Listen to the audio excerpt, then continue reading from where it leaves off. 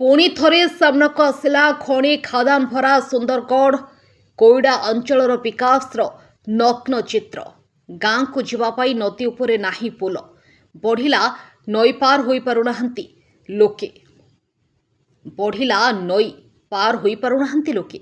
ବାହ୍ୟ ଜଗତରୁ ସମ୍ପୂର୍ଣ୍ଣ ବିଚ୍ଛିନ୍ନ ହୋଇପଡ଼ିଛି କୋଇଡ଼ା ବ୍ଲକର ଗୋପୀସାହି ଗାଁ। ଚିକିତ୍ସା ନ ପାଇ ବିଛଣାରେ ଛଟପଟ ହେଉଛନ୍ତି ରୋଗୀ। ଭଲ କରି ଦେଖନ୍ତୁ ଏ ଭିଜୁଆଲକୁ। ଏ ହେଉଛି ବିକାଶର ଡିଣ୍ଡିମ ପିଟୁଥିବା ସୁନ୍ଦରଗଡ଼ ଜିଲ୍ଲା ପ୍ରଶାସନର ପାହାସପଟର ଦୃଶ୍ୟ। ଏ ହେଉଛି କ୍ରମାଗତ ବଣାଇରୁ ଜିତୁଥିବା ବିଧାୟକ ଲକ୍ଷ୍ମଣ ମୁଣ୍ଡାଙ୍କ ଅଞ୍ଚଳର ଦୃଶ୍ୟ। ଏ ହେଉଛି ସୁନ୍ଦରଗଡ଼ ସାଂସଦ ତଥା କେନ୍ଦ୍ର ଆଦିବାସୀ କଲ୍ୟାଣ ମନ୍ତ୍ରୀ ଜୁଏଲ ଓରାମଙ୍କ ଅଞ୍ଚଳର ଦୃଶ୍ୟ। ହଁ ଆଜ୍ଞା, ଏ ଦୃଶ୍ୟ ହେଉଛି ଓଡ଼ିଶାକୁ ସର୍ବାଧିକ ରାଜସ୍ୱ ଦେଉଥିବା କୋଇଡ଼ାର।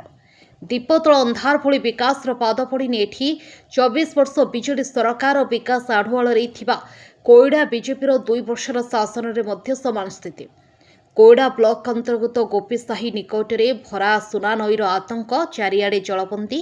ଆଉ ଗାଁ ଭିତରେ ଜ୍ୱରରେ ଛଟପଟ ହେଉଛନ୍ତି ଜଣେ ମହିଳା ଓ ଜଣେ ପୁରୁଷ। ନା ଗାଁକୁ ପହଞ୍ଚି ପାରୁଛି ଆମ୍ବୁଲାନ୍ସ, ନା ଲୋକେ ନଦୀ ପାର ହୋଇପାରୁଛନ୍ତି। ଡାକ୍ତରଖାନା ଗାଁରୁ ଭିଡିଓ ଜାରି କରି ଚିକିତ୍ସା ପାଇଁ ପ୍ରଶାସନକୁ ଆକୁଳ ନିବେଦନ କରିଛନ୍ତି।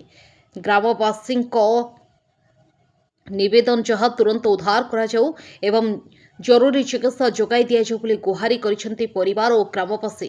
ଏପଟେ ବାରମ୍ବାର ବ୍ରିଜ ନିର୍ମାଣ ପାଇଁ ଦାବି ହେଉଥିଲେ ସୁଦ୍ଧା ନିର୍ମାଣ ହୋଇପାରିନି ପୋଲ। ବ୍ୟୁରୋ ରିପୋର୍ଟ, ଅପ୍ରିୟ ସତ୍ୟ।